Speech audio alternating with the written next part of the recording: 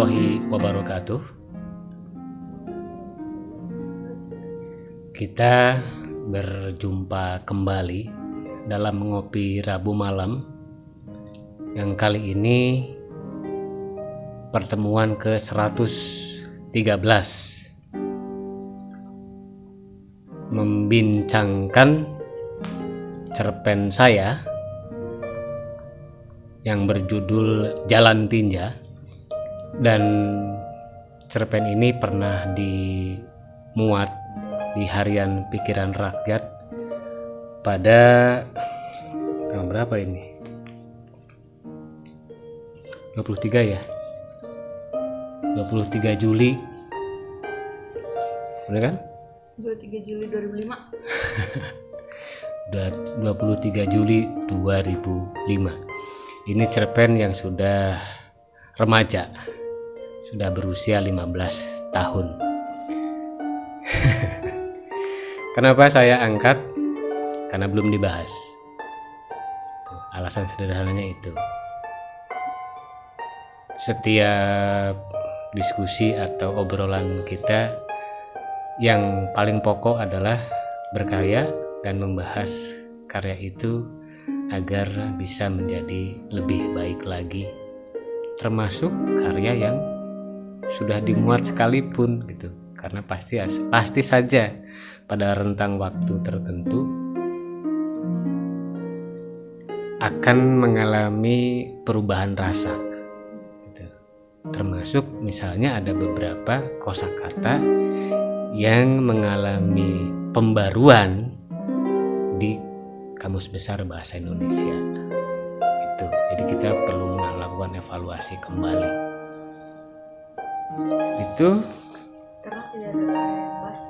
karena tidak ada karya yang basi dan tidak ada karya yang selesai gitu.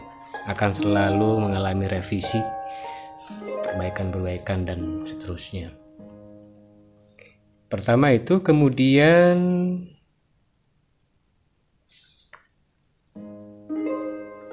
inspirasinya ini sangat sederhana. Saya dengan almarhum Mas Ahmad Subhanuddin Alwi itu ada acara di Indramayu, dan kebetulan naik elep. Kalau pas berangkat itu lupa, pas pulangnya baru terasa di sepanjang jalan di daerah Jundinyuat itu tercium bau tinja. Setelah melewati jalan bau tinja itu, saya berpikir keras dan langsung bilang bahwa ini akan saya jadikan cerpen. 3 hari kemudian saya selesai bikin cerpen ini dan dikirim ke Pikiran Rakyat. Minggu berikutnya langsung dimuat. Itu jadi sedikit biografinya soal bagus tidaknya entah. Mangga kepada teman-teman barangkali mau komplain, mau mengkritisi atau apapun gitu kan, terkait kenapa tidak jalan tahi gitu kan, kenapa tidak jalan berak misalnya. Itu pertanyaan aku. Apa bedanya tahi, berak dengan tinja gitu kan. Nanti kita bicarakan gitu lah. Jalan air besar. Jalan air besar gitu. Karena buang air besar adalah buang tinja kan. Apa bedanya tinja dengan telepong gitu kan. Kan pasti berbeda kan. Ya, ini lah iya kan. Itu. Kenapa juga saya ngambil tinja, bukan tahi, bukan berak, atau bukan telepong atau yang lain. Itu. Karena misalnya bisa saja gitu. Kalau jalan tinja kan jalan keluarnya tinja gitu kan, berarti silid misalnya. Pakai D dong. Pakai D, silid. Pakai dal apa pakai dod? Pakai dod. Silid. Gitu.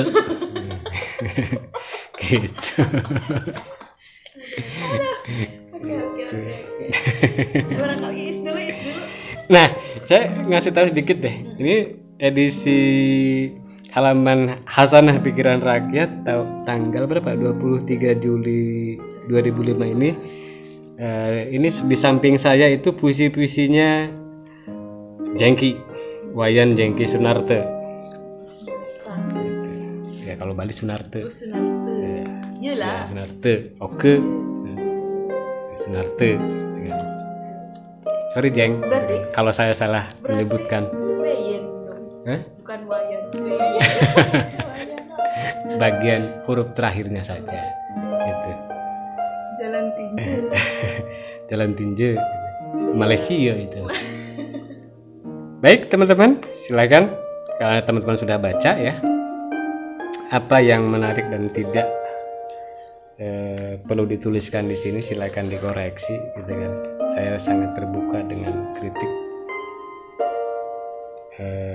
karena ini juga ada rencana untuk menjadi salah satu cerpen yang akan saya bukukan, insya Allah. Itu. Berurutan. Iya berurutan dong. Lahirnya. Ladies first tapi ya. Silakan. Mau dari mana dulu? Siapa dulu? Bas. Enggak.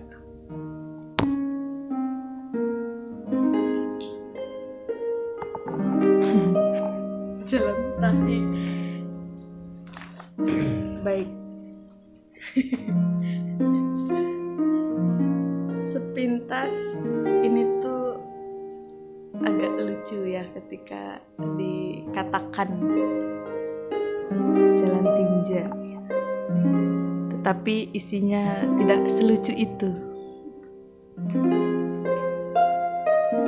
Ini membuat pembaca berpikir dan penulisnya jangan-jangan juga tidak ingin memberikan jawaban terhadap misalnya perkataan atau pertanyaan-pertanyaan yang muncul gitu.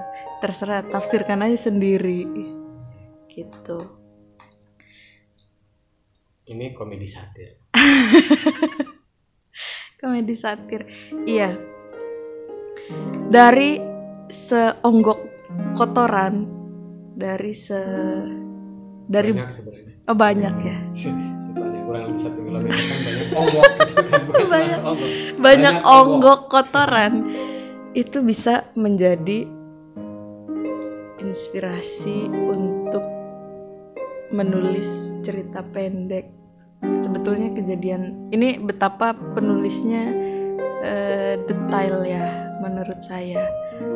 Segala sesuatu hal yang bisa jadi dianggap sepele, kecil, kemudian tidak terpikirkan, tetapi bisa ternyata menjadi cerpen 5 halaman.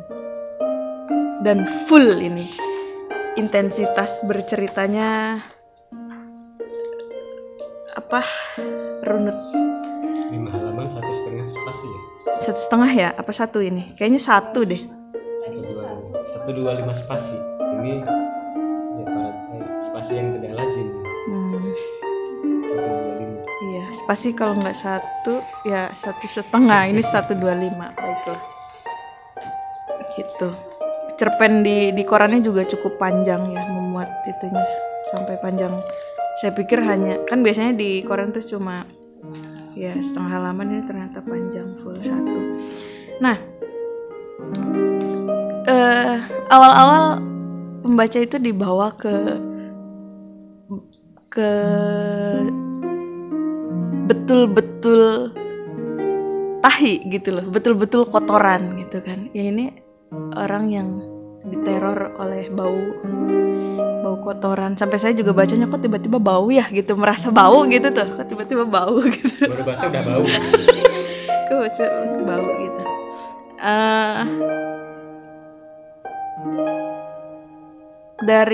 Dari kotoran itu kemudian tiba-tiba ada di akhir cerita itu endingnya tiba-tiba bosnya muncul. Kamu ngapain Jo? Tokohnya namanya Bejo. Jo aja pokoknya Jo aja. Kamu ngapain Jo?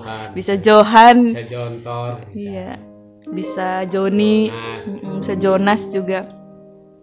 Terus, aduh, kan nggak jadi. Kemudian itu betapa tokoh Jo ini itu dia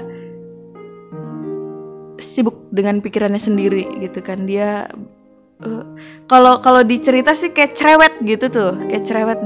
Dia fokus mikirin benda itu tuh, benda kalau sekarang sudah nggak kuning lagi ya kotoran manusia itu, jadi udah coklat kehitam-hitaman gitu karena sudah terkontaminasi berbagai zat yang jarang makan sayur. Iya.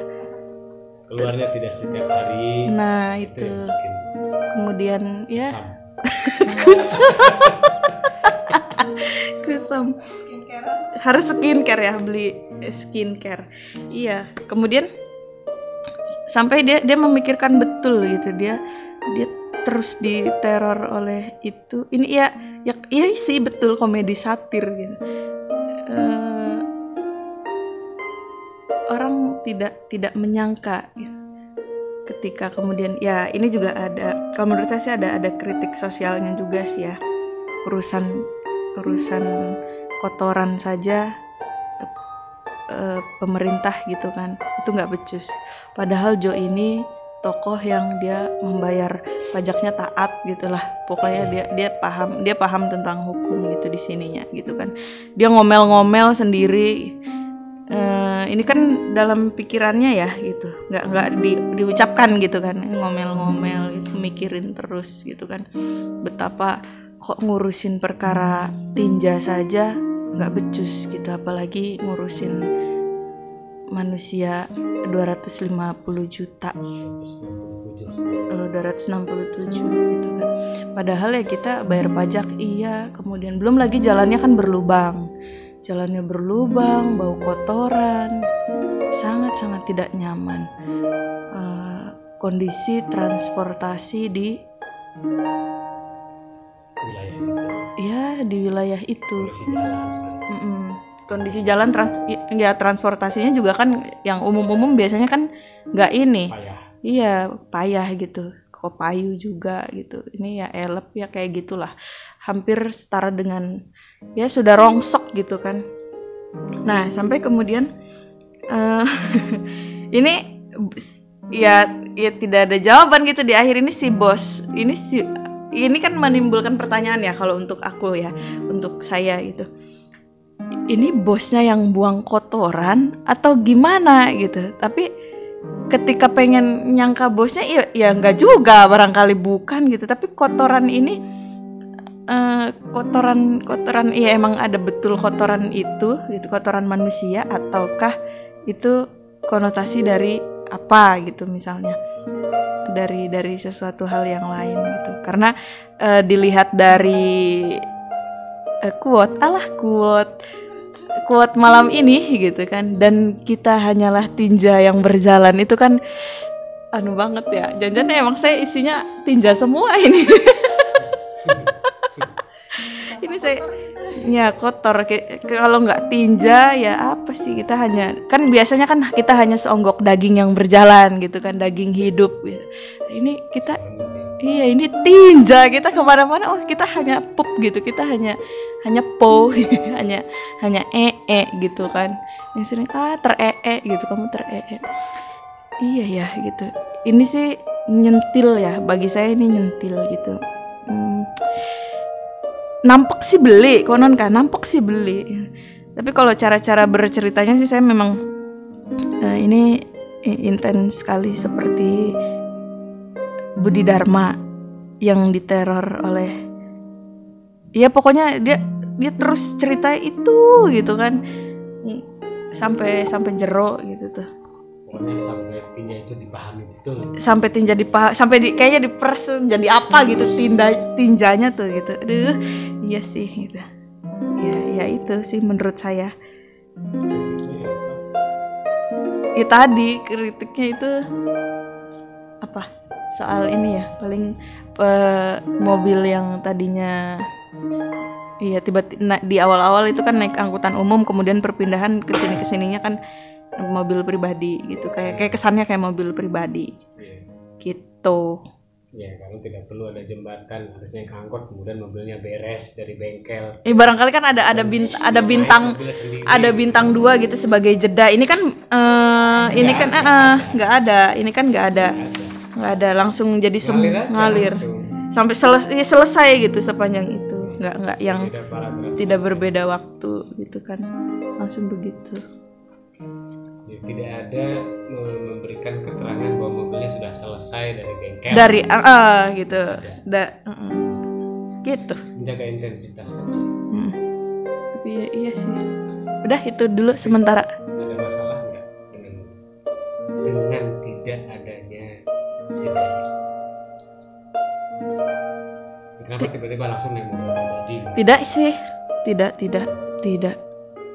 Ya orang kalau baca sih nggak ngalir aja terus gitu, jadi nggak kagok. Sih, gitu. Cuman nanti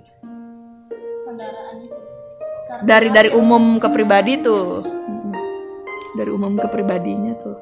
Ini mana sih itu kan, tapi ya tetap kan dari ini kan di awal-awal itu kan ada tokoh bapak-bapak orang tua ya yang ngedumel gitu kan. Yang dari cara mengeluarkan intonasinya tahu bahwa dia temperamental. Iya. Biadab. Apa semua penduduk kampung sini membuang beraknya setiap hari di sepanjang jalan ini? Biadab. Ya tentu nadanya tidak seperti itu ya. Jika dibacakan lebih ekspresif lagi. Ya itu. Tidak sih, tidak kerasa kalau kesininya. Nggak pegel, matanya nggak pegel gitu, baca tuh nggak, ya mungkin nggak gitu akhirnya selesai, tidak ini, cuma ini iya ya gitu tuh, nyanggrek sih beli tapi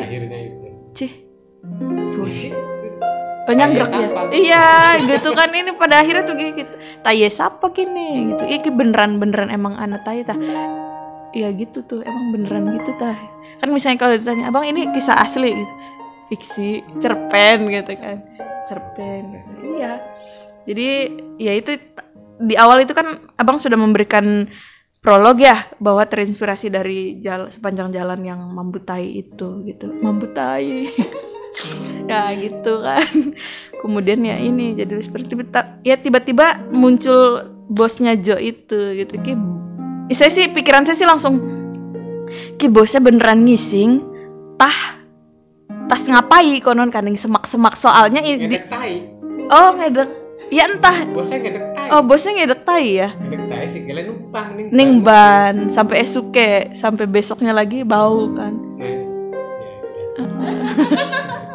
Tapi kok pikiran saya kemana-mana ya, soalnya di sini tuh ada ada jajaran kayak misalnya ada jajaran warung-warung gitu, kemudian remang-remang yang di situ kayaknya nggak ada WC gitu. Nah ya siapa werukin sih bos-bos kabeli kudu. Jadi bosnya juga kebelet. Nah gitu bisa jadi karena nggak ada keterangan. Nggak ada ya. Ya udahlah sementara itu dulu deh dari saya, membutai soalnya.